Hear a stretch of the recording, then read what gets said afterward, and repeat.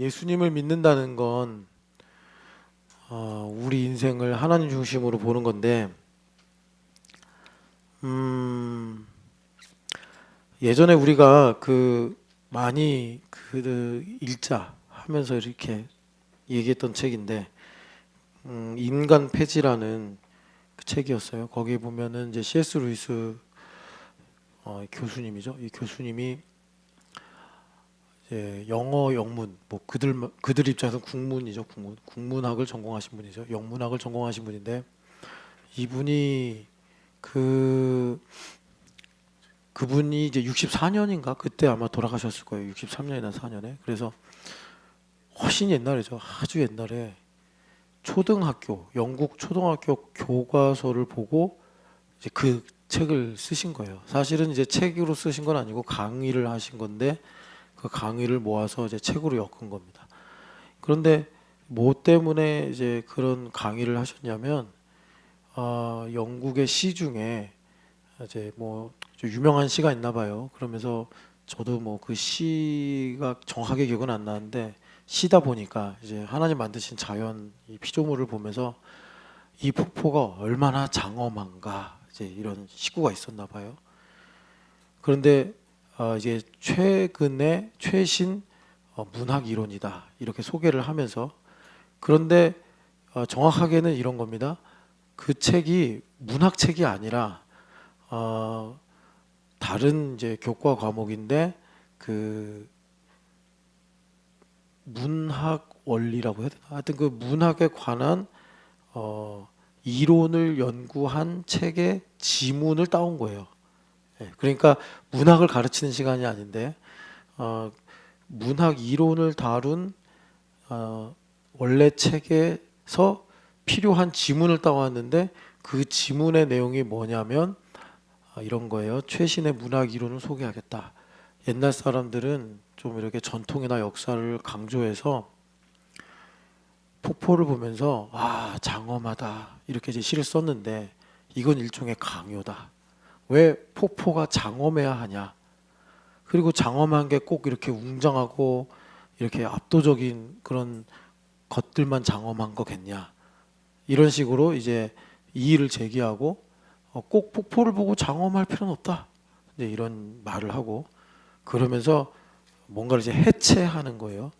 그러니까 이제 이게 영국에서는 아주 오래전 얘기지만 우리나라도 이미 이런 일들이 들어와서 만연돼 있어요. 그러니까 이제 C.S. 루이스는 전문가니까 이런 식으로 인간성을 해체시킨다. 이제 C.S. 루이스는 1차 세계대전에 참전했던 사람이잖아요. 그래서 친구가 전사하고 친구랑 약속한 대로 친구의 어머니를 평생 돌본 분이에요. 섬긴 분이에요.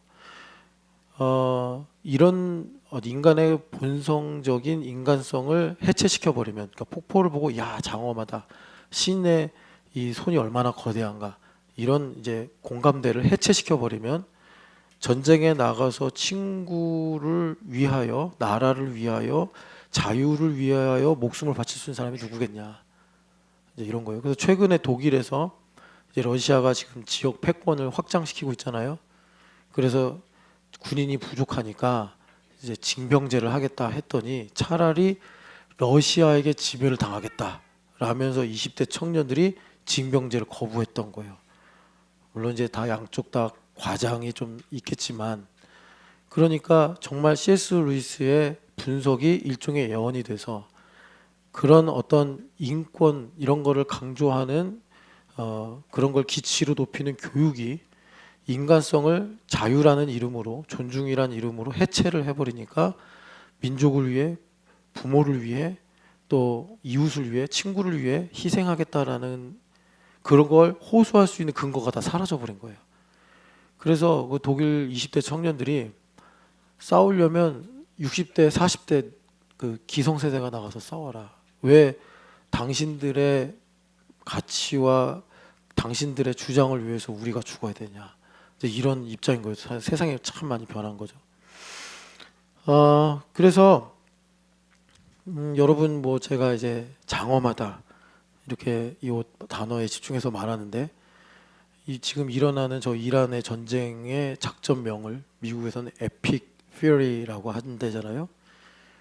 한 번은 그 미국의 대통령이 이제 방송에 나와서 얼마나 작전명이 고귀하냐 이런 말을 하는데 이 에픽이란 말이 여러분 그 사실은 서사 이런 거 아시죠? 서사 에픽 포임 하면 서사시 서사적인 이런 거예요. 그러니까는 우리가 서사적이다라고 하면은 이게 한마디로 압축할 수 없는 긴 시간 속에 어떤 뭐라 그럴까요? 누구나 좀 공감할 수 있고 느낄 수 있는 이런 객관적인 사실들 그런 것들이 이렇게 엮여 있는 그래서 그것이 주는 어떤 교훈이나 또는 뭐 가치나 이런 것들을 담고 있을 때 에픽하다 그러는데 여러분 물론 뭐 이제 역사는 승자의 것이니까 뭐 전쟁을 갖고 미워할 수도 있고 또 전쟁을 가지고 뭐 이렇게 좋은 면들 뭐 의미들 이런 것들을 부각할 수 있겠지만 사실 전쟁을 하는 입장에서는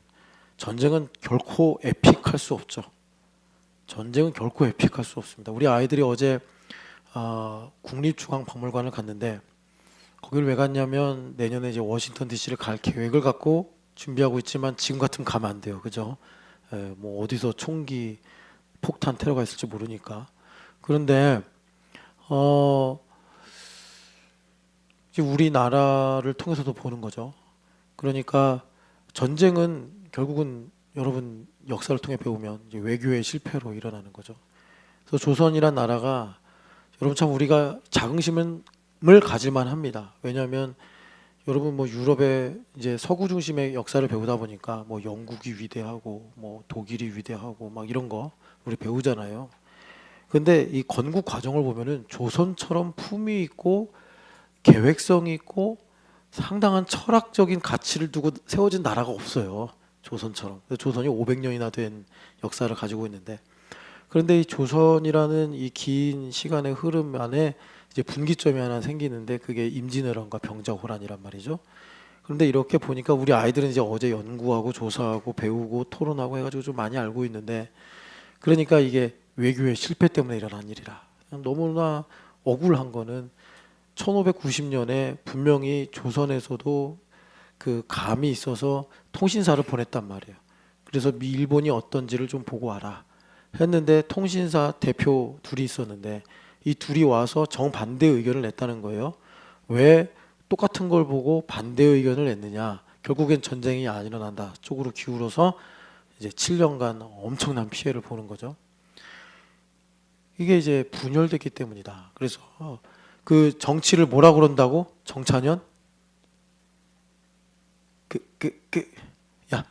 기억나니? 이제 붕당 정치라고 그러죠. 붕당 정치. 그러니까 이 유교를 근거로 해가지고 정치를 하는데 뭐가 예가 있느냐? 누구를 세자로 세우는 게 예가 있느냐? 예에 충족하냐? 누구를 뭐 예를 들어서 형조 판서에 임명하는 게 예에 맞냐? 뭐 이런 거예요.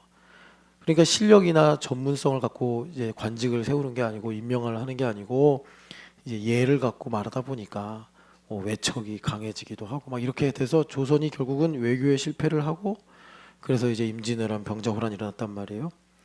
그래서 참 큰 고통을 겪었죠. 교토에 거기 이제 박물관에 가면 임진왜란의 피해 해가지고 여러 가지를 이제 말하는데 교토에 가면 코 무덤이 있다고 그러지. 코 무덤. 코가 몇 개가 있다고? 기억나? 21만 개.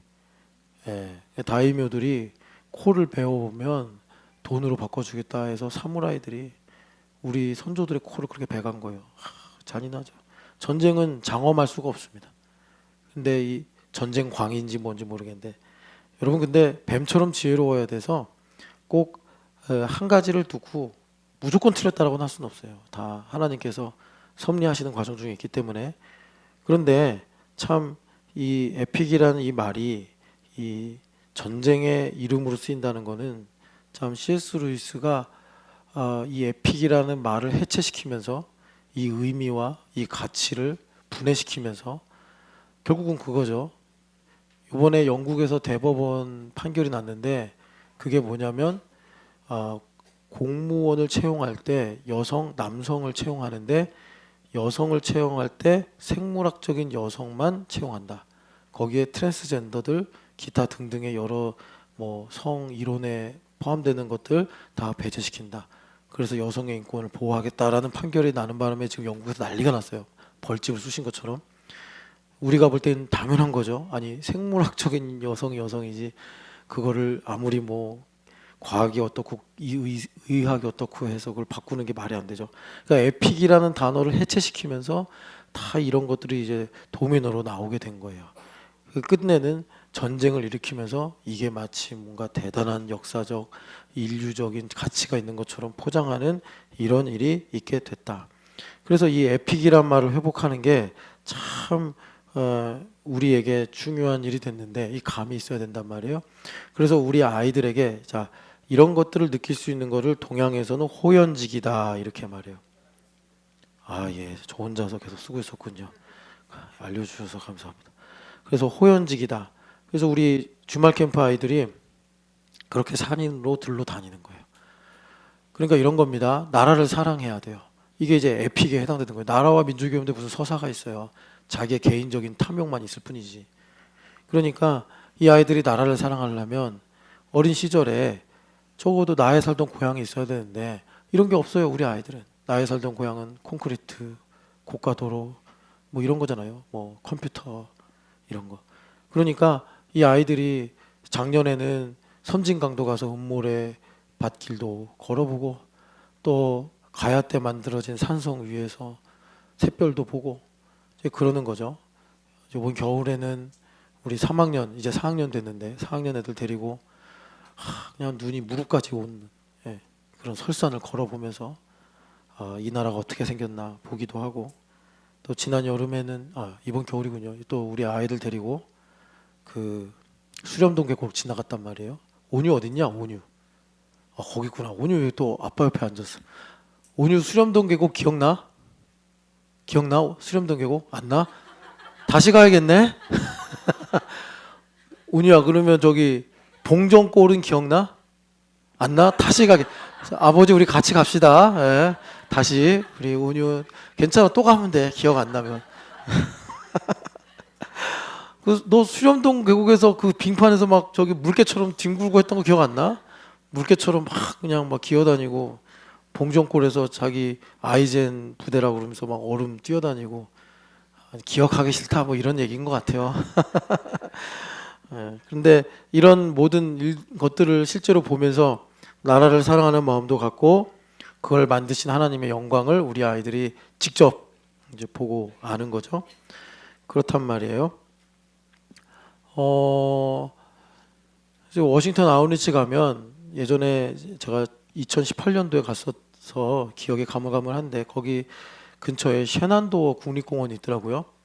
전 뭐 미국 말로만 들었지 그때 처음 가가지고 거기서 이렇게 보는데 와, 왜 미국이 미국인지 알겠더라고요.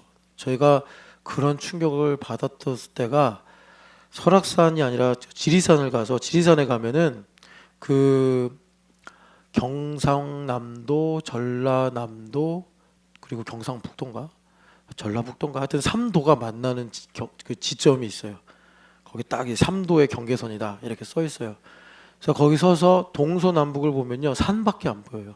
우리나라가 너무 좁아서 설악산 같은 데 가도 속초 시내도 보이고 뭐 다 이렇게 이제 마을 인접해 있는데 처음으로 지리산에 가서 그 3도가 모여 있는 지점에 딱 가서 보는데 밤에는 물론 이제 캄캄하겠지만 동서남북으로 산밖에 안 보여요. 근데 이런 거를 저도 태어나서 처음 봐가지고 그때 충격이었어요. 뭔가 좀 압도적이다 이런 느낌을 받았는데 그런데 미국은 웬만한 데가 다 그렇더라고요. 제가 신안도 거기 국립공원에 가서 멀리 높이 가지도 않았어요. 그냥 그 전망대라고 하는 마루턱 같은 데 가가지고 딱 앉았는데 정말 끝까지 그 평원이더라고요. 야, 그래서 이 나라가 크구나. 제가 좀 공유하고 싶어가지고 그때 찍은 사진 이거 보여주실래요? 이게 그냥 잘 안 보이죠? 근데 그때는 제가 사진에 눈을 뜨기 전이라 그냥 핸드폰으로 찍은 거예요. 근데 저 끝에까지 그냥 이런 데서 사니까 그러니까 이제 미국의 젊은이나 어린아이들이 세계를 볼 수 있었구나. 달에 가보고 싶다 이런 생각을 하고 그래서 생각의 스케일이 다른 거예요. 예전에 제가 어떤 할아버지한테 들은 얘기인데 자기가 이제 일제시대 때 소학교를 나왔대요. 소학교 때 소풍을 7시간 기차를 타고 만주를 가셨대. 아, 이게 스케일이 다르구나. 소학교 때 소풍이 그래요. 소학교 때 소풍이. 그래서 이런 것을 볼 때 이거 좀 잘 안 보이잖아요. 이게 저녁인데 이게 운해같이 비슷하게 꼈어요. 야, 이거 신비롭더라고요. 그래서 우리 아이들도 이제 워싱턴 DC 가면 그 신안도 국립공원에 가서 이런 것 좀 보면서 하나님은 정말 크시구나. 맨날 교회에서 하나님 크시다 크시다 해봐야 그거 듣다가 뭐 게임을 보고 또 세상에 재밌는 걸 보면 금방 이제 마음이 뺏겨진단 말이에요. 근데 이런 걸 보면 우리 아이들의 삶의 흔적이 돼서 그러니까 이런 거죠. 다윗처럼 눈을 들어 산을 보라. 나의 도움이 어디서 올고 천지를 지으신 하나님께로 온다. 이런 이제 영감이 임하는 거죠. 내가 정말 힘들고 어려울 때 이제 하나님의 크심을 물론 성경과 또 기도와 그런 걸 통해서도 알겠지만 또 하나님 만드신 자연을 보면서 야, 정말 하나님 말씀은 정말 크구나. 이 말씀으로 이런 큰 평원을 한 번에 만드셨다니 뭐 이런 생각을 하면서요. 장엄하다 이거 장엄. 제가 지금 장엄을 말씀드리고 있는데 여러분 사실은 그래서 정말 그 지금 이제 말씀드리려고 하는 게 뭐냐면 여러분들 인생 하나하나가 장엄합니다. 장엄해요. 근데 여기 하나님이냐 돈이냐 책에서 제가 이제 인용하여 계속 강조하는 것처럼 돈의 저주, 돈의 저주라는 이제 내 힘으로 살겠다 이건데 참 이게 우리 시대는 이제 예외가 없이 만연돼 있단 말이에요. 내 거다. 그래서 여러분 우리가 너무 작아 보인다는 거예요. 나 자신이 너무 작아 보여요. 작아 보이고 작아 보이고 작아 보이고. 그래서 우리가 스스로를 뭐 대단하다 뭐 이렇게 포장하자는 게 아니라 우리 시간과 우리의 삶 속에 계신 그리스도를 보면 마치 우리가 하나님 만드신 이 거대한 계곡과 봉우리와 또 평원과 도도하게 흐르는 강물과 또 저 바다의 이런 모든 것들이 다 여러분 그리스도를 통해서 내 삶에 하나님의 영감으로 하나님의 은혜로 하나님의 사랑으로 하나님의 역사로 우리 가운데 새겨져서 그래서 여러분 여기가 이해가 되셔야 되는데 여호와로 인하여 만족함을 느끼고 사는 거예요. 부족함이 없는 거예요. 그래야지 나의 인생에서 여러분 세상은 그 아까 말한 돈의 영향력 그 저주로 인해서 계속 나를 이렇게 이제 비참하게 작게 연약하게 보게 만든단 말이에요. 예. 그런데 그럴지라도 우리가 흑암에 살고 있기 때문에 여러 가지 실패와 두려움이 있을지라도 나의 삶 속에서 그리스도를 볼 때 하나님께서 말씀으로 지으신 이 모든 세계가 마치 나의 삶의 시간 속에서 계곡이 되고 강물이 되고 평원이 되고 정말 설악산의 그 기암 뭐라 그러죠? 기암 괴석 이런 걸로 하나님의 정말 놀라운 이 섭리 가운데 이루어진 일들로 우리가 보게 되어 내가 장엄한 게 아니라 내 안에 계신 그리스도께서 장엄하시다. 그럴 때 그 다윗 왕처럼 여호와는 나의 목자시기 때문에 내가 부족함이 없습니다. 그래서 슬픔을 이기고 고통을 이기고 내가 또 내 삶에 있는 여러 가지 두려움들, 걱정을 이기고 우리가 하나님의 영광을 위해 살아갈 수가 있더라라는 것입니다. 자, 이걸 회복해야 돼요. 그런데 여러분 아까 전에 말씀드린 것처럼 C.S. 루이스 이 교수님이 1963년에 돌아가셨단 말이에요. 그러니까 이분이 한참 교수로 활동할 때는 돌아가시기 한 적어도 20년, 30년 전 아니겠어요? 그러니까 그때만 해도 영국에서는 이미 이 장엄함이라는 하나님께서 그분의 신성과 영광을 볼 수 있도록 우리에게 주신 인간성을 해체하는 작업이 일어났고 우리나라도 급속하게 현대화, 근대화되면서 이런 일들이 빠르게 지금 진행되어 오고 있단 말이에요. 그래서 우리는 이런 세상의 흐름에 동화되어 휩쓸려가는 것이 아니고 우리는 오히려 하나님의 말씀이 뭐라고 하시는지 들어서 이런 것들을 거슬러 가야 된단 말이에요. 이 거슬러 가는 방법이 지금 제가 말씀드린 것처럼 나의 삶에서 그리스도를 발견하는 거예요. 그래서 나의 삶에서 그리스도를 발견한다라고 하면 대표적으로 이제 우리 모두가 가지고 있는 게 시간이잖아요. 그래서 아까 말씀드린 게 시간 속에서 그리스도를 발견한다는 건 뭐냐면 하나님께서 우리에게 주신 영원을 사모하는 마음을 가지고 시간 속에서 하나님의 뜻이 무엇인지를 깨닫는 거예요. 그것이 시간 속에서 그리스도를 발견하는 거예요. 그래서 그리스도께서 자기를 시간 속에서 우리에게 계시하실 때 나는 알파와 오메가다 이렇게 말씀하시는 거예요. 그래서 우리가 직업이 무엇이든 내가 출생한 배경이 어떻든 내가 살아온 시간이 어떻든 내가 예수님을 주로 영접하면 나의 인생이 그리스도로 인해 알파와 오메가가 되심으로 그러니까 그 사이에 있는 모든 것이 다 그리스도가 되는 거예요. 그래서 나의 삶에서 그리스도를 발견할 때 이해할 수 없는 것들 또 두려워했던 것들 그런 모든 것들이 하나님의 그 장엄한 섭리로 나타나서 우리가 이제 하나님의 영광을 위해 살아가게 된다라는 것입니다. 그래서 우리가 나의 삶에서 이제 그리스도를 발견해야 되는데 자 시간 속에서 영원을 사모하는 마음을 갖고 우리 안브라잔 집사님이 샤이니 속에서 JL 속에서 또 니베타 속에서 그리스도를 발견해요. 그렇게만 해도 안브라잔 집사님이 충분히 얼마든지 지금 일하고 있는 고려대학교 연구소에서 뭐 스트레스도 있고 억울함도 있고 또 연구하다 보면 힘든 일도 있겠지만 그걸 능히 이겨내고 더 나아가 안브라잔 집사님이 어떻게 되는 거죠? 자기의 비전대로 교수와 또 연구하는 일에서 하나님께서 열매를 맺게 하신다라는 것입니다. 뭐를 발견해야 돼요? 그리스도를 발견해야 돼요. 그런데 그렇게 시간 속에서 그리스도를 발견하는 것이 마치 무엇과 같냐면 전도서에서 말씀하기를 우리 안브라잔 집사님 니베타랑 산지 한 몇 년 됐지? 통역이 됐나요? 응? 저 똑똑하신 분이 왜 뭐라고요? 8 years. 아 그렇구나. 자, 뭐 8년이면 산전수전 다 겪었다고 봐야죠. 예. 근데 그 이제 8년 동안 우리 니베타랑 잘 살았단 말이에요. 보니까 제가 예전에 결혼 전에 둘이 이제 연애할 때 찍은 사진을 봤어요. 집에 가서. 그랬더니 안브라자는 정말 더 멋있어졌어요. 되게 촌스러운데 8년 전에 안브라자는 지금 더 멋있어지고 더 뭐라 그럴까 세련돼졌어요. 근데 니베타는 정말 아름답더라고요. 8년 전에. 지금도 아름다운데 안브라잔을 사랑하느라고 참 이제 옛날에 니베타는 온데간데 없고 하여튼 간에 그렇게 됐어요. 얼마나 안브라잔이 보면 사랑스럽겠어요. 나랑 살아주느라 나를 참아주느라 참 고마운 사람이구나. 그런 안브라잔이 이제 하나님의 섭리 가운데 내일이 3월 16일이죠. 내일이 니베타와 마지막으로 보내는 하루다.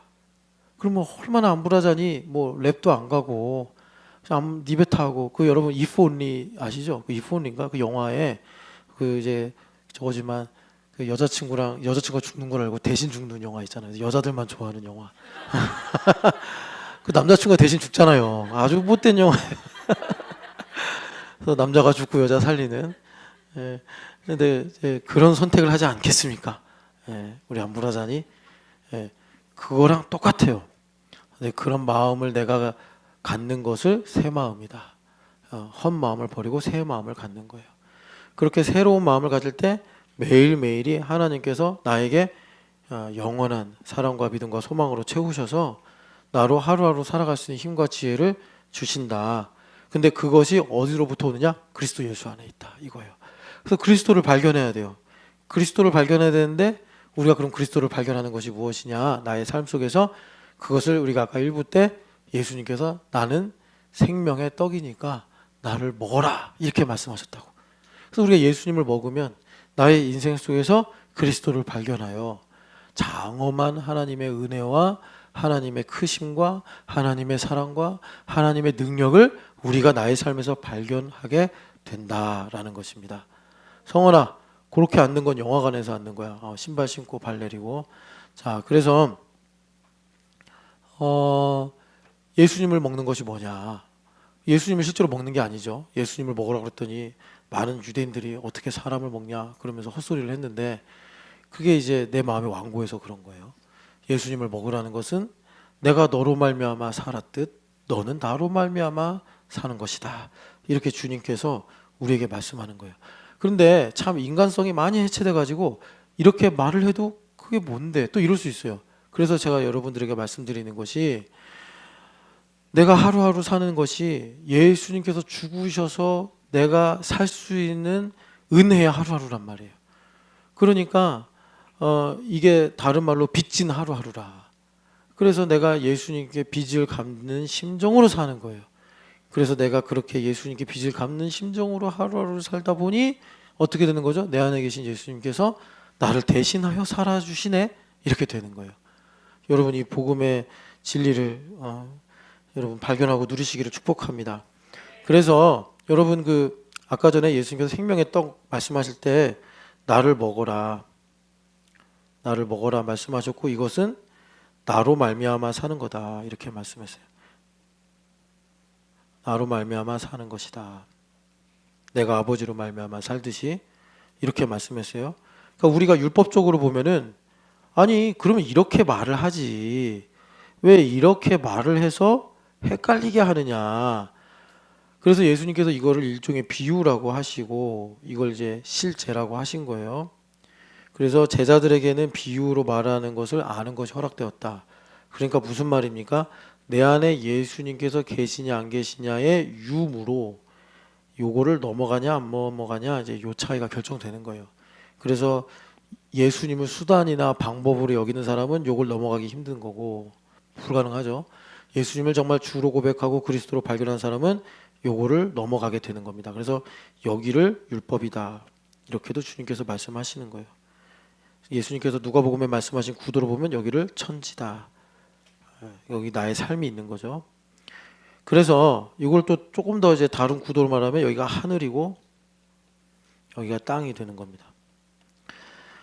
그래서 이걸 넘어가야 되는데 요거를 넘어가는데 자 요걸 넘어가기 위해서 요한복음 3장에 보면은 니고데모가 와가지고 이러쿵저러쿵 말을 하니까 예수님께서 거듭나야 된다. 본 어게인으로 거듭나야 된다. 그러니까 우리는 이제 교리적으로 거듭난 사람들이라고 보는데 이 거듭남은 교리적으로 딱 일생에 한 번 언제 어떻게 되는지 모르지만 하나님께서 주권적으로 우리를 새롭게 거듭나게 하시는 거예요. 중요한 건 우리에게는 매일마다 이 거듭남의 은혜가 지속이 돼서 어제도 새롭고 오늘도 새롭고 또 내일 모레도 새로운 나로 살아가야 된다. 그렇게 될 때 주님께서 나로 말미암아 사는 것이 무엇인지를 이제 나에게 깨닫고 알게 하셔서 말하자면 고린도후서에 나를 대신하여 죽으셨다가 나를 대신하여 살아나신 예수님을 위해 살더라. 이 예수님을 믿는 믿음으로 사는 것을 우리에게 이루어 주시는 것입니다. 그래서 여러분 오늘 이제 예수님께서 양식 이야기를 하시는데 1부 때 말씀드린 것처럼 이 양식은 두 개가 있습니다. 오늘 점심이 비빔밥인데 하나는 썩을 양식.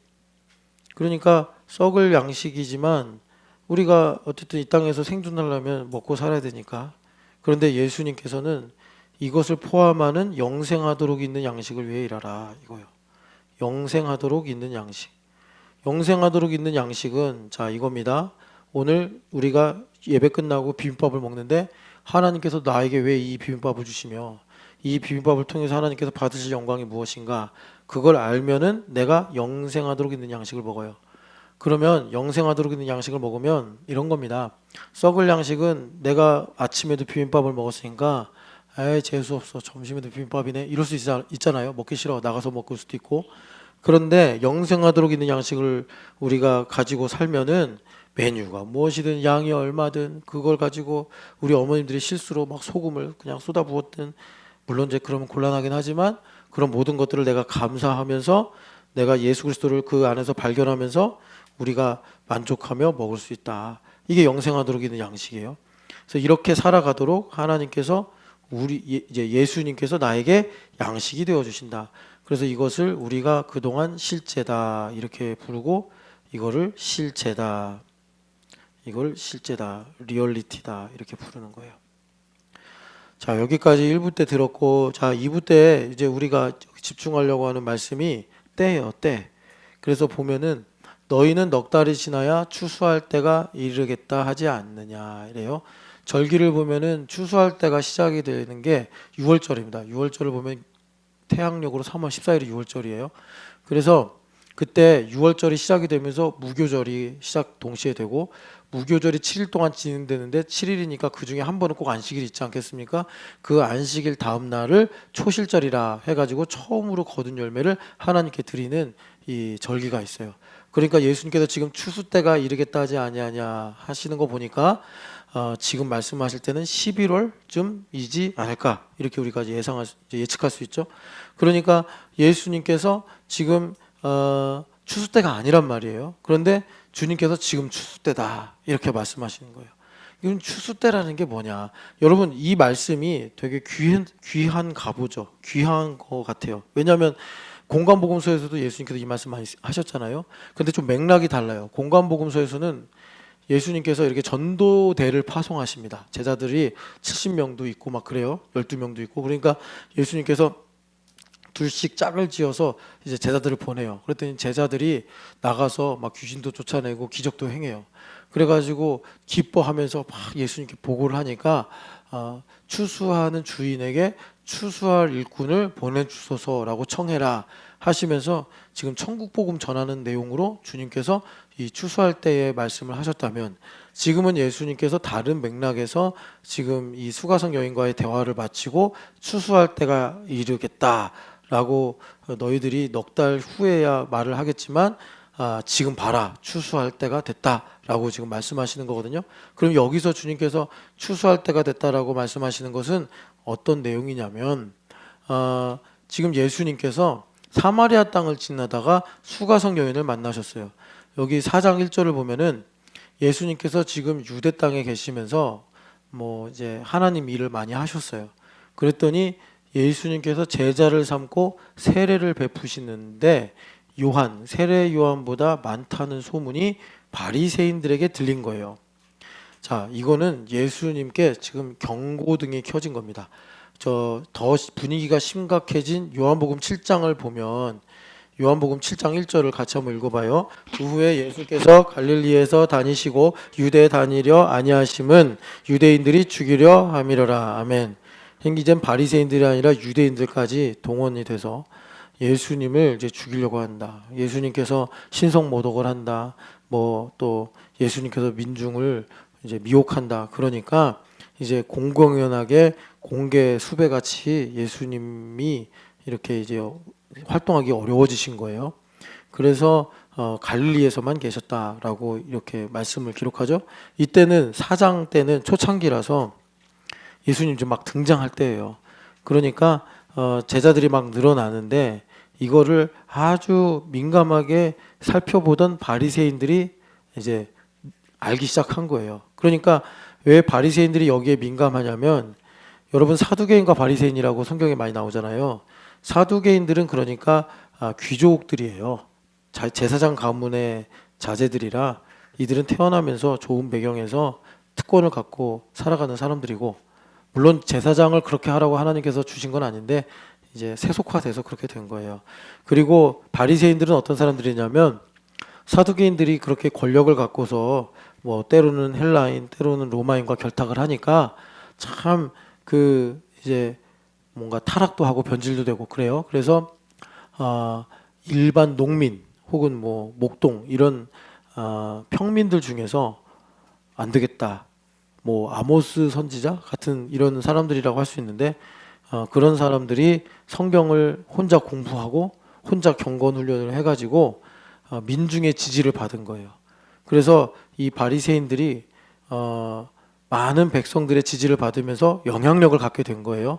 그래서 나중에는 사두개인들과 계약을 맺어서 사내들인 공회라고, 여러분 예수님 뭐 이렇게 심판하고 이럴 때 나오는 이제 내용인데, 뭐 예를 들어서 니고데모가 산헤드린 공회 회원이었다 그러잖아요. 바리새인인데, 그 사두개인과 바리새인이 계속 권력하고 싸우다가 절반 나누어 가져요.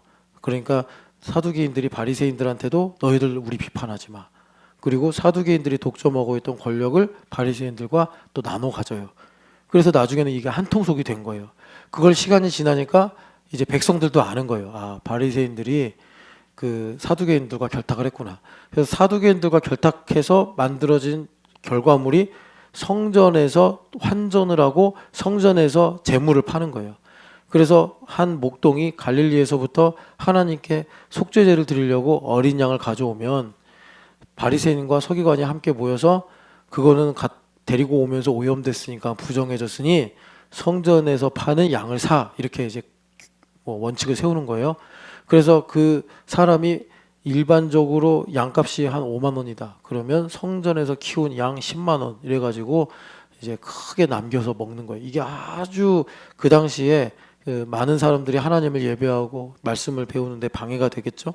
그래서 예수님께 다 들어 엎어버린 거예요. 그런 내용들을. 이런 분위기 속에서 세례 요한이 혜성과 같이 등장해서 회개하라, 천국이 가까이 왔느니라 그러니까 많은 백성들이 위로를 받았어요. 그런데 세례 요한이 그렇게 활동한 것은 어떤 부흥 운동을 일으키시기 위함이 아니라 예수님을 이제 증언하기 위해 그렇게 하신 것이고, 예수님께서 세례 요한에게 세례를 받으신 다음부터는 예수님께서 이제 사람들을 가르치고 만나시는데 점점점 세례 요한에게 있는 사람들이 예수님에게로 이동하는 거예요. 그래서 뭐 빌립, 안드레, 야고보, 요한 이런 분들이 다 세례 요한의 집회에서 계시다가 이제 서로 전도하고 알려가지고 예수님의 제자로 넘어간 분들이잖아요. 그래서 지금 이런 변화의 일들이 바리새인에게 들렸다는 거예요. 그럼 예수님께서 이걸 무시하고 유대 땅에서 계속 사역을 하시면 아까 7장에 유대인들이 예수님을 죽이려고 한다고 그러잖아요. 그것처럼 예수님의 운신의 폭이 좁아지는 거예요. 그러니까 예수님께서 3년 동안 제자들을 키워놓고 그 다음에 이제 십자가에 달려 죽으셔야 하니 잠시 이제 갈릴리로 피신을 가시는 겁니다. 그래서 급하게 3절에 보면 유다를 떠나셔서 갈릴리로 가시는데, 보통은 요단강을 우회해가지고 이렇게 멀리 돌아가면서 갈릴리로 가야 되는데 예수님께서 급하게 가셔야 되니까 직선 도로로 쭉 가셔서 사마리아를 통과하시다가 너무 힘들고 피곤하시니까 우물가에서 쉬는 중에 우연히 만난 사마리아 여인과 이야기를 하셨고, 이 사마리아 여인과 이야기를 하는 중에는 분명히 여기 말씀대로 성령 하나님께서 이제 그 예수님께서 복음을 전하게 하시는 섭리가 있었고, 그래서 그 여인과 물 얘기를 하다가 남편 이야기로 넘어가고, 남편 이야기를 하다가 예배 이야기로 넘어가는데, 제가 초등학교 때 주일학교 다니면서 배운 바로는 이 여인이 참 뭐 남편이 다섯이라고 그러니까 음란한 여인 아니겠느냐 이렇게 배웠는데, 음란한 여인이 아니라 그 룻기에 나오는 것처럼 계대법에 의해서, 그러니까 그 메시아의 그 신앙을 가지고 기다리면서 이 여인이 그렇게 율법을 철저하게 지키는 그런 사람이더라. 그러니까 물 얘기하다가 예수님을 선지자로 보고, 선지자라고 보니까 이제 예배를 갖고 그렇게 중요한 좋은 질문을 한 거예요.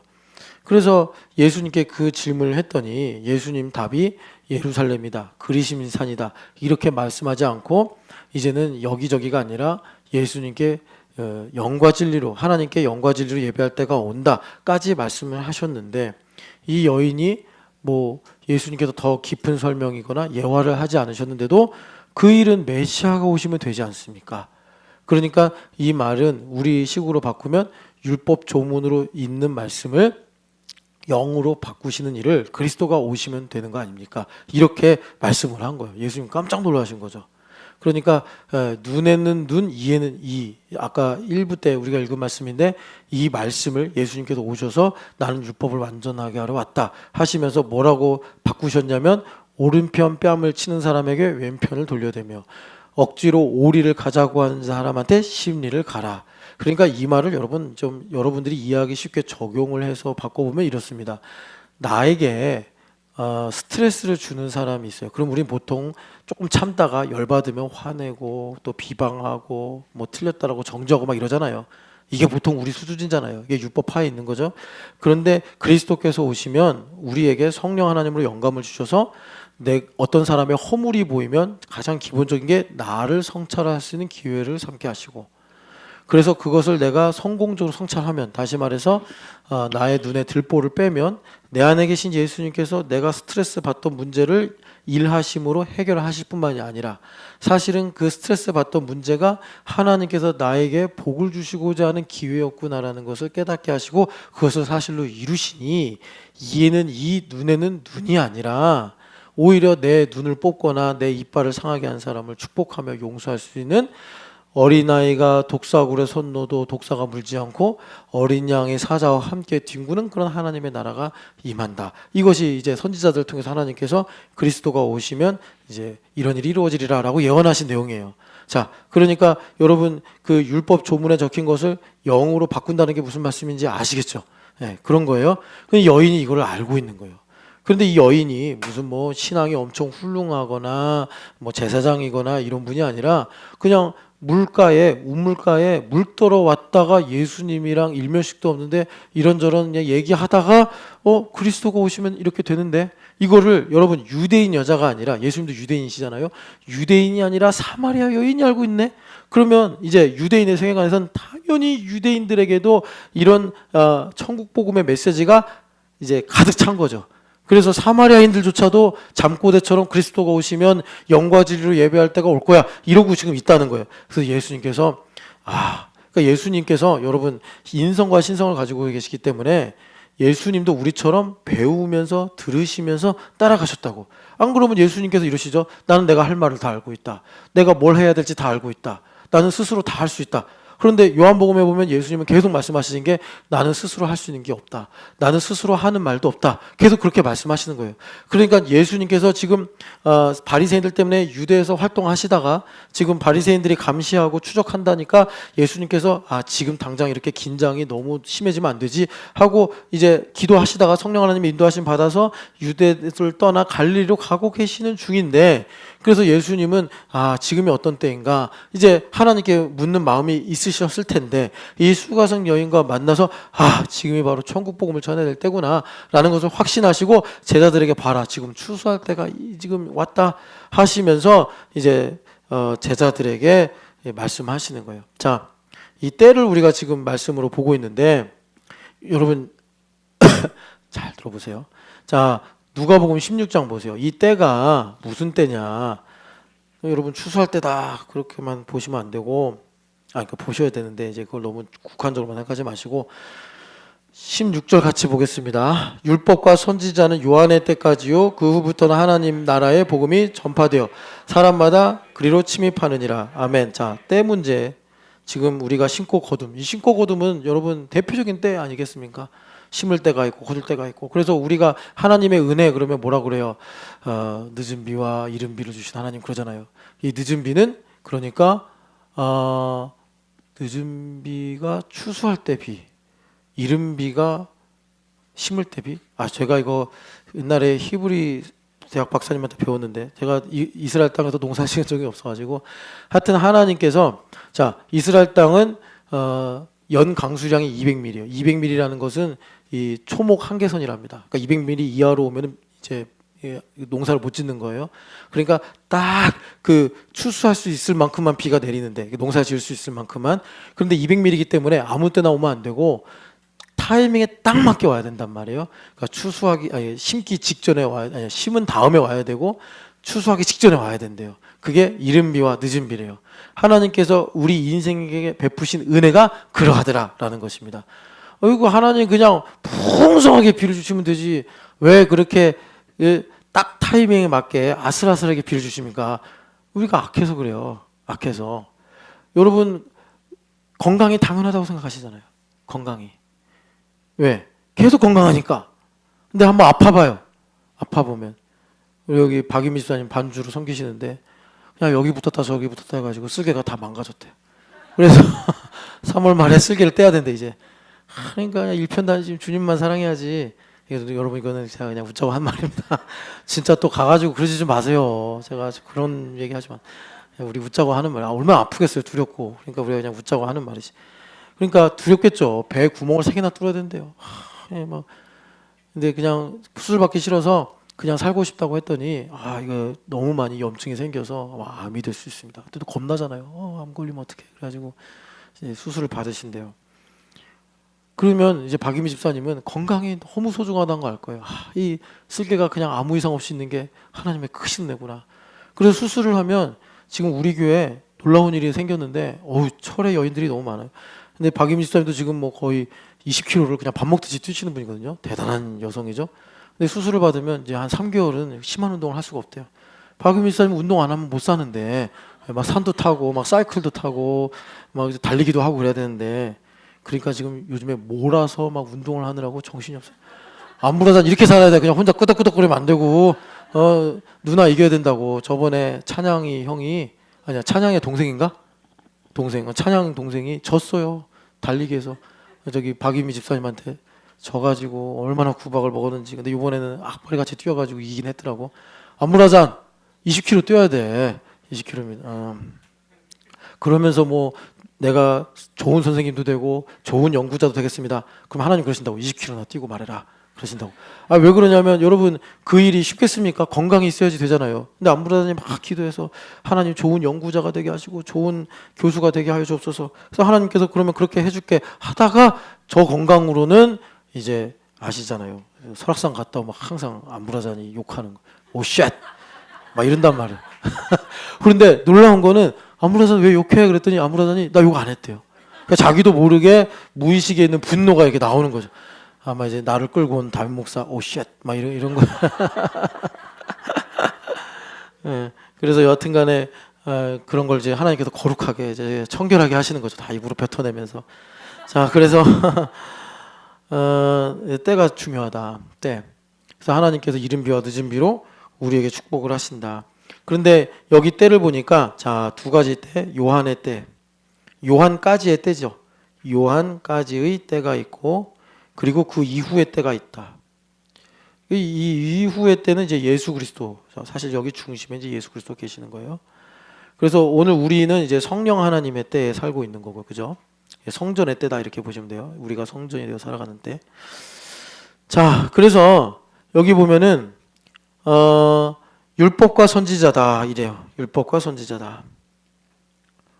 율법과 선지자니까 여러분 그 아까 수가성 여인과 예수님과의 대화 속에 이제 예수님도 유대인이시니까 그런 어떤 인식이 묻어 있는데 그 여인도 그러잖아요. 유대인인데 왜 나한테 물 달라고 하세요? 율법과 선지자의 때니까 그렇게 말을 하는 거예요. 왜? 거기도 나오지만 유대인과 사마리아는 상종하지 아니함이라. 왜 상종하지 않냐면 이것도 예전에 한번 말씀드렸는데 사마리아인들 입장에서는 저 예루살렘에 살고 있는 유대인들은요 바벨론에 갔다 온 종족이에요. 부정하기 끝이 없죠. 왜냐하면 유대인들 세계관에서는 가나안 땅이 거룩한 땅인데 저것들은 잡혀가가지고 저 바벨론에서 1, 2년 살다 온 게 아니라 70년 살다 왔어요. 그러니까 할아버지 때 잡혀가서 손주 때 돌아온 거예요. 그러니까 사마리아인들이 보면은 뭐 쟤네들 엄청 부정한 애들이죠. 그런데 유대인들 입장에서는 예레미야의 예언대로 하나님께서 남은 자들을 다시 돌아오게 하심으로 그 남은 자들이 좋은 무화과다. 그렇게 예언을 하셨단 말이죠. 그러니까 자기들이 진짜 거룩하고 이 아수르의 정책과 또 여러 가지 이방인들의 문화 속에 혼합되면서 살아왔던 누굽니까? 이 사마리아인들이 오히려 부정한 거죠. 그러니까 서로 부정하다고 하는 거예요. 서로 부정하다고. 그래서 서로 상종을 안 하는 거예요. 그러니까 예수님께서 물 좀 다오 했더니 이 수가성 여인이 아니 유대인인데 어찌와서 나한테 물 달라고 하십니까? 하면서 반감을 표시하는 거예요. 왜 그런 거죠? 예. 율법과 선지자의 때이기 때문에 그런 것입니다. 자, 이에는 이, 눈에는 눈. 자, 그러니까 이런 겁니다. 어떤 사람이 허물이 있어요. 그 허물 때문에 내가 스트레스를 받아. 열받아. 그래서 나도 똑같이 갚아줘야 돼. 예. 그러면 율법과 선지자의 때에 살고 계신 거예요. 제가 뭐 성함은 말씀 안 드릴게요. 어느 날 자고 일어났더니 아내가 막 뭐라고 했대요. 짖는 듯이 이제 미사일 방어 체계가 작동이 되면서 여기서 밀리면 난 끝이다. 그래가지고 뭐 이제 온갖 미사일 자기도 가지고 있는 미사일을 다 동원해서 막 쏟아 부었대요. 그래서 지금 이란과 이스라엘만큼 아주 참혹한 상태를 살고 계세요. 왜 그런 거죠? 둘 다 율법과 선지자의 때를 살고 계시는 거예요. 그런데 예수님 분명히 말씀하시잖아요. 성령의 때. 우린 그 이후의 때를 살고 있다. 그래서 여기서 뭐라고 그래요? 하나님의 나라를 침노한다. 하나님의 나라를 침노한다. 자, 어떤 거죠? 눈을 뜨자마자 아내가 막 가지고 있는 모든 미사일을 동원해서 막 드론도 막 보내고 막 미사일을 막 쏟아붓고 있어요. 융단 폭격이에요. 자, 하나님 나라를 침노하면요. 드디어 때가 왔구나. 드디어 이제 하나님께서 약속을 주실 때가 왔구나. 할렐루야! 하나님을 그 순간 찬양하는 거죠. 그러면 막 미사일 쏟아붓던 아내는요. 이게 무슨 일이지? 하면서 이제 참 내가 죄인이구나 하면서 회개하게 되겠죠. 하나님 나라가 임하는 것입니다. 여러분 이 때가 무슨 느낌인지 아시겠죠? 이거를 예수님께서 추수할 때다 그런 거예요. 왜 추수할 때가 된 거죠? 누군가 심었어요. 예, 누군가가 심었어요. 자, 이걸 심음으로 말씀하시는 거예요. 누가 심은 거예요? 하나님 심으신 거예요. 하나님께서. 그래서 우리의 때는 거둠의 때다. 주님 말씀하시는 거예요. 여러분 이렇게 하나님 나라를 침노하시기를 축복합니다. 자, 그래서 다시 그래서 여기 요한복음 아니야 누가복음 16장 읽으셨죠? 그래서 여러분 어떻게 되느냐? 이 거둠이라는 게 뭐냐면 자, 여기 17절 보면 율법의 한 획이 떨어짐보다 천지가 없어지는 것이 쉬우니라 이렇게 말씀하시는 거예요. 율법의 한 획이 떨어짐보다 천지가 없어짐이 쉬우리라. 그래서 1부 때 우리가 예물 시간에 참 이만영 집사님이 제가 이제 여쭤봤어요. 이만영 집사님 어렵게 이제 11조 하셨거든요. 그래서 괜찮냐고 혹시 이거 강요로 하는 거 아니냐고 그렇게 안 해도 된다고 그랬더니 임 집사님이 아니라고. 제가 조금 마음이 이렇게 된 거는 거기도 이제 아내분이 막 이렇게 또 이렇게 막 이렇게 미사일 많이 썼더라고요. 그래서 아직 좀 이게 복구가 안 돼서 그런 거니까 목사님 괜찮다고 그러시더라고요. 왜 이렇게 남편들한테 미사일을 쏴요? 그러다 네, 다 서로. 자, 그러니까 무슨 말이냐? 자, 11조 율법이죠. 율법. 네. 11조 왜 하는 거죠? 하나님 거래요. 그래서 예수님께서 하나님 나라로 11조를 설명하신 게 뭐죠? 이것도 하고 저것도 해야 된다. 이것은 뭐죠? 11조를 드릴 때 인과 신과 의를 가지고 하나님께 11조를 드려야 된다. 그러니까 하나님 중심으로 11조를 해라. 이런 말씀이에요. 자, 하나님의 것이에요. 그래서 우리가 11조를 드리면 하나님께서 나머지 10분의 9도 온전하게 하셔서 원래 창세기 1장에 하나님께서 축복하신 대로 생육 번성 충만하게 하리라. 이 일이 회복이 되는 거예요. 왜? 하나님 거니까. 하나님 거니까. 그래서 이 획이 자 한글이니까 자 한글 다시 써봅시다. 자 왜 이래 또 아유 잠깐만요. 자 11조를 하면 잘 쓰고 자 11조 그래요. 그런데 한 획이 사라지면 어떻게 되느냐? 한 획이 사라지면 자 이렇게 이게 안 된다는 거예요. 주님께서 이 한 획이 떨어지느니 그러니까 이 뭐라 그럴까 미국, 중국을 중심으로 하는 세계 경제가 무너지는 게 쉽다. 이렇게 말씀하시는 거예요. 그러니까 이 11조를 예수님께서 이게 대표적인 예로 삼는 겁니다. 이 11조라는 법을 예수님께서 완성하셔서 여기는 이제 타락 후에 세상이 흑암이니까 이 11조로 한 약속을 주님께서 우리에게 반드시 이루신다. 그걸 이제 하나님 나라 예수님께서 총칭하여 이렇게 말씀하시는 것입니다. 그래서 하나님 나라에 들어가면 무엇을 먹을까 무엇을 마실까 무엇을 입을까 염려하지 마라. 먼저 그의 나라와 그의 일을 구하면 이 모든 것을 더하여 주시리라. 주님께서 우리에게 말씀하시는 거예요. 자, 다시 요한복음으로 돌아가서 그러면 지금 우리가 요 부분 사는 거잖아요. 자, 요 부분 지금 추수할 때가 됐죠. 그래서 하나님 나라를 침노하는 거둠의 때를 산다고 하잖아요. 거둠의 때. 그러면 우리는 이전에 심었으니까 거두지 않아도 되느냐? 이건 이제 얄팍한 심보예요. 그러니까 무슨 말이냐면, 그러니까 하나님께서 심으시고 이제 하나님께서 거두시는 거예요. 하나님께서 거두시는데 우리 하나님께서 이제 추수의 때를 주셨는데 이 거둠이라는 거는 그러니까 내가 이 땅에서 발 떼고 구름 위에서 사는 게 아니에요. 여전히 이 땅에 살아. 그래서 여전히 우리의 삶이 여러분 심고 거둠으로 삽니다. 심는 일이 없다는 건 아니에요. 왜냐하면 이거는 노아의 홍수 때 하나님께서 인간이 워낙 악해서 가만히 놔두면 또 죄가 만연하게 되니 균형을 잃지 않도록 내가 너에게 복을 주겠다고 하신 것이 심고 거둠이 반복되며 낮과 밤이 반복되며 여름과 겨울이 반복되며 더위와 추위가 반복되리라. 이런 거예요. 그래서 주님께서 우리가 내 힘으로 살려고 하는 이 극단으로 취하지 않게 하시려고 주님께서 이 모든 일을 반복하게 하시겠다. 그러니까 여러분 말하자면 심고 거두는 게 복을 받는 거예요. 여러분 우리 인간적인 생각에는 거두는 것만 있으면 좋겠다 이렇게 생각하시는데 그게 아니고 심고 거두는 게 복된데 이 심고 거둠이 전체 하나님의 추수할 때 다 포함이 되어 있는 거예요. 자, 그러면 목사님 추수할 때 이전에 심고 거두는 거하고 추수하기 전에 심고 거두는 것의 차이가 무엇이냐를 예수님께서 말씀하셨는데 자, 내가 심지 않은 걸 거두기도 하고 내가 심은 걸 다른 사람이 거두기도 한다는 것입니다. 이게 놀라운 거예요. 자, 그러니까 이제 극단적인 예를 하나 들어보면 새벽 예배를 합니다. 그런데 다 자, 아무도 안 오고 한 명이 나와 있어. 그 한 사람이 예배하면서 영과 진리로 예배하면 신촌영학교에 아무도 새벽 예배를 안 하는데 그분이 예배함으로 신촌영학교가 전체가 예배하는 것이고, 왜? 이분은 심고 우리는 거둘 수. 이게 교회예요. 그리고 이 신촌, 이분이 더 영과 진리로 하나님을 가까이 예배하면 신촌의 미래의 예수님을 영접할 대학생들이 와서 이제 예배하는 거예요. 아, 이런 말하면 조금 뭐 이제 마음이 어려울지 모르겠는데, 현지 자매가 와서 예배하면 지금 그 과 아이들이나 그 이대 재학생들이 다 와서 예배하는 게 되는 거예요. 안 하면 안 해도 돼요. 우리가 예배하면 되니까. 그런 거고, 자, 내가 통일을 믿으면서 예배해요. 하나님, 저 북한 땅에 다시 교회 종소리가 울릴 줄 믿습니다 하고 예배하면, 내가 예배하면서 어떤 일이 일어나는 거예요? 북쪽에 지금 지하교회 성도들도 있을 거고, 그리고 또 미래의 어린이들, 대학생들이 와서 함께 예배하는 그런 영광스러운 자리가 되는 거예요. 추수할 때이기 때문에. 안부라잔 집사님이 새벽 예배를 하면 안부라잔 집사님만 예배하는 게 아니라, 인도가 와서 예배하는 거예요. 안부라잔. 커비타 듣고 있어요? 커비타는 통역기가 없는 것 같네? 있어요. 듣고 있어요. 커비타. 그래서 온라인으로라도 새벽 예배를 해도 못 듣겠구나. 통역이 없어서. 여하튼 그렇습니다. 그래서 여러분, 이 주님께서 추수할 때가 됐다. 그래서 여러분, 이 말씀을 참 우리가 여러모로 볼 수 있는데, 이게 균등케 하는 거예요.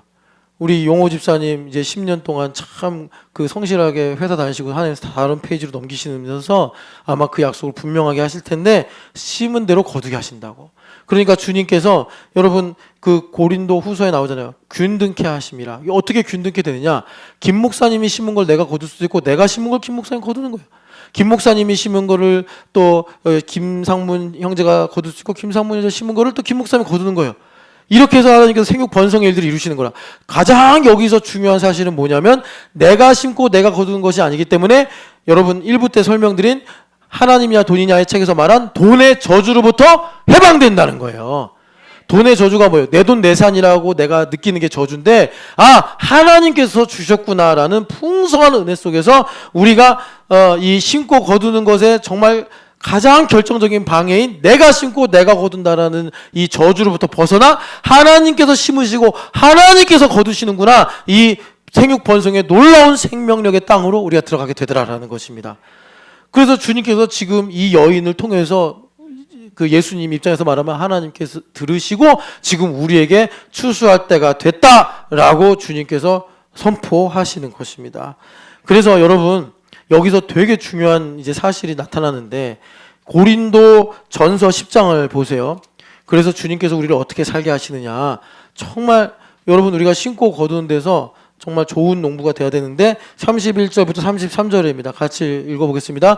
그런즉 너희가 먹든지 마시든지 무엇을 하든지 다 하나님의 영광을 위하여 하라. 유대인에게나 헬라인에게나 하나님의 교회에나 거치는 자가 되지 말고 나와 같이 모든 일에 모든 사람을 기쁘게 하여 자신의 유익을 구하지 아니하고 많은 사람의 유익을 구하여 그들로 구원을 받게 하라. 아멘. 그러니까 우리가 추수할 때에 농부가 되어 살아가면서 어떻게 되는 거죠? 내가 나 자신을 위해 사는 저주에서 벗어나 하나님의 영광을 위해 살아가는, 여기서 하나님의 영광을 위해 사는 것을 자신의 유익이 아니라 많은 사람의 유익을 위하여 우리가 심고 거두는 이 농사꾼이 되게 하시는 거예요. 참 이것이 복됩니다. 여러분, 한 사람이 심는 게 좋아요? 나 말고 여러 사람이 심는 게 좋아요? 여러 사람이 심어서 내가 거두고, 나도 또 심는 사람이 한 사람이 되어서 그 심음으로 하나님께서 또 어떤 이가 거두게 하시는, 이 균등케 하시는 일들을 주님께서 우리에게 이루어 주시는 거예요. 자, 그래서 주님께서 이제 우리에게 이런 일을 두셔서 나의 삶에 열매를 주신다. 그래서 여러분, 이제 마지막으로 하나만 더 말씀드리면 이런 것입니다. 그러니까 자, 이거예요. 그래서 무슨 말씀이냐면, 여기 말씀대로 내가 하나님의 영광을 위해 산다. 그러니까 나의 삶에 그리스도가 보인다는 건 뭐냐면, 하나님께서 오늘 말하자면 주일에 이 자리에 오게 하시려고 나에게 이런 은혜를 베푸셨구나. 라고 생각할 때 우린 빚진 자가 되어서 하나님의 영광을 위해 살고 싶다. 하나님의 영광을 위해 살리라 라는 마음을 가지게 될 때 주님께서 아까 말씀드린 대로 나의 삶에서 그리스도를 보게 하세요. 그런데 그리스도가 물론 나사렛 예수 이 한 인물에 집중되기도 하지만 그분은 하나님의 아들이라. 그래서 요한 사도가 말씀하시기를 뭐라고 그러셨냐면 말씀이 태초에 계시니라. 이 말씀은 하나님과 함께 계셨고 이 말씀이 곧 하나님이시라. 이 말씀이 아니고는 만물이 지어진 것이 없다. 이 말씀으로 말미암아 만물이 지어져서 이 말씀 안에 생명이 있으니 생명은 곧 빛이다. 이렇게 쭉 서론을 말씀하시잖아요. 그러니까 그 말씀에 의하면 예수님은 모든 만물에 계신 거예요. 그래서 잠언 8장에 보면은 지혜가 하나님께서 세상을 창조할 때 함께 있었는데 그 지혜가 곧 그리스도란 말이에요. 그래서 나의 삶에서 내가 하나님을 위해 살겠다. 이건 무슨 말이냐면 이것입니다. 오늘 교회가 되어서 여러분들이 예수님을 먹어요. 예수님을 먹는 게 여기서 시간을 보내는 거고 교제하는 거고 봉사하는 거예요. 그래서 예수님과 하나됨을 느껴요. 내가 예수님을 먹어요. 그 예수님을 먹게 되면 내 삶에서 그리스도를 발견해요. 내가 빚진 자의 마음을 갖는다고요. 그래서 하나님의 영광을 위해 살리라 라고 할 때 그때 하나님께서 나를 향하신 계획과 뜻이 무엇인지를 알게 하셔서 다시 말해서 나의 인생이 그리스도 예수 안에서 얼마나 장엄한지를 주님께서 깨닫고 알게 하십니다. 주님께서 나의 인생이 얼마나 이 장엄한지를 알게 하셔서 나로 하나님을 정말 경배하고 찬양하는 복된 삶을 이루어 주시더라라는 것입니다. 여러분 이렇게 그리스도를 발견하여서 하나님께서 우리를 향하여 베푸시는 은혜가 얼마나 크고 귀한지를 여러분 깨닫고 그 길로 걸어가시기를 축복합니다. 자, 그래서 마지막 한 가지만 더 말씀을 드릴게요. 자, 인생이라는 게 예수님께서 좁은 길을 걸으라고 그랬잖아요. 좁은 길. 그러니까 어릴 때는 길이 제법 넓었어요. 뭐 나이가 어릴 때도 괜찮고 또 신앙이 어릴 때도 그래요. 그런데 점점점 내가 예수님을 알고 그래서 베드로처럼 제자도로 살아갈 때 어제보다 오늘 더 좁은 길, 좁은 길 표현하려고 내일 더 좁은 길 이렇게 가요. 그러면 힘들 거 아니에요. 아우 좁아, 아 힘들어, 떨어지면 어떡하지? 이렇게 생각할 수 있잖아요. 그런데 여기서 복은 뭐냐면 이겁니다. 예수님께서 한 길 되신 예수님. 그러니까 나는 길이요 하셨잖아요. 원웨이. 그런데 제가 지금 이거를 이렇게 이제 강조하려고 아주 작게 그랬는데 그 계시록에서 보니까 이 길 위로 뭐가 흘러요? 생수의 강이 이렇게 흐르는 거예요. 그래서 이 좌우가 다 살게 되는 거예요. 좌우가 다 살게 되는 거예요. 이 생수의 강이 흘러서, 생수의 강이 흘러서. 자, 이렇게 살면은 어떤 일이 일어나느냐? 여러분 내일 할 일이 있잖아요. 자, 말하자면 이제 내일이 요만큼 있다 갑자기 이거 내일이라고 해요. 요걸 딱 띄어서 보는 거예요. 그러면 이제 제자도로 가게 되면 하루, 뭐 반나절, 그리고 1시간 이렇게 거룩이 촘촘해집니다. 하루가 아니라 한 주로 이렇게 한 주로 이걸 보는 사람도 있고 좀 더 널널한 사람은 한 달, 한 달, 좀 이제 뭐라 그럴까 숭숭 그냥 그런 사람은 이제 1년. 야, 1년도 좀 없으면 7년. 예. 그러니까 이런 차원으로 나를 향하신 하나님의 뜻을 깨닫는 거예요. 자, 그러면 이렇게 이게 크레센도처럼 커지는 거 아니에요? 이렇게 커지는 거잖아요. 하나님의 은혜가 1시간 단위로 살면. 그러니까 이 사람은 1시간 단위. 그래서 여기서 이제 결론은 뭐냐면 1시간 단위로 내가 좁은 길을 걸어가는 차원을 살게 되면은 그러니까 나의 삶이 우리가 지금 모여서 한 1시간 반 정도 예배하죠. 나의 삶 1시간 단위가 삶의 예배가 됩니다. 삶의 예배가 되어서 여러분 물론 우리가 이제 흑암에 살고 있기 때문에 일주일에 한 번씩 여기 모여가지고 순서대로 예배를 합니다. 이 예배를 하는 것은 예배를 하고 땡 이러려고 하는 게 아니라 월요일부터 토요일까지 매일 매 순간이 하나님께 산 제물로 드려지게 하기 위함이에요. 그런데 이 밀도나 이런 것들이 이렇게 거룩으로 보면 차이가 있다. 그래서 여러분 우리가 정말 생명을 갖고 살려면 오늘도 이제 생명에 관한 말씀인데 생명을 가지고 살려면 어떻게 해야 되느냐? 우리 커비타가 연구소에서 연구하고 논문을 쓰는 게 예배가 돼야 돼요. 근데 예배를 여러분 이럴 수도 있잖아요. 컴퓨터가 혼자 가서 연구실에서 예배하고 시작하고 마칠 때도 예배하고 끝나고 물론 그것도 삶의 예배지만 지금 제가 말씀드리는 예배는 그런 식의 예배가 아니라 커비타가 연구를 하는 과정 중에 예수님 보이고 예수님과 함께하고 그래서 그 연구하는 모든 기록들이 찬양이 되고 연구하는 모든 뭐 이렇게 이제 또 교제하고 하는 일들이 기도가 되는 거예요. 이게 영의 기도, 영의 찬양이에요. 그래서 커비타가 거기서 예수님을 만나고 예수님을 찬양할 때 커비타가 믿음을 지키고 살 수 있으며 자 마지막으로 요한복음 4장 가면 예수님께서 뭐라 그래요? 삭도 받고 영생에 이르는 열매를 모으나니 그러잖아요. 추수 때이기 때문에 무슨 말입니까? 커비타가 살아오는 인생 5달란트라고 합시다. 어려서부터 예수님 믿었으니까 커비타의 아픔 5달란트만큼 5달란트가 더해지는 삭도 받을 뿐만이 아니라 이 연구하는 일을 통해서 구원의 믿음이 분명해지고 뿌리가 내려져서 영생에 이르는 열매를 갖게 된다. 내세에 영생이 있으며 현세에도 하나님께서 100배나 받는다. 예수님께서 100배나 받는다고 약속하신 것처럼 커비타가 인생 살아온 일들 중에 눈물의 씨앗이 있으면 그 눈물의 씨앗에 5달란트에 비례하는 하나님께서 삭을 주신다. 그래서 우리 커비타 인생이 헛되고 모든 것이 헛되도가다가 아니라 여호와는 나의 목자시니 내게 부족함이 없으리로다. 내 잔이 넘치나이다. 이렇게 찬양하면서 인생을 살아가게 되는 것입니다. 우리 같이 기도하겠습니다. 하나님 아버지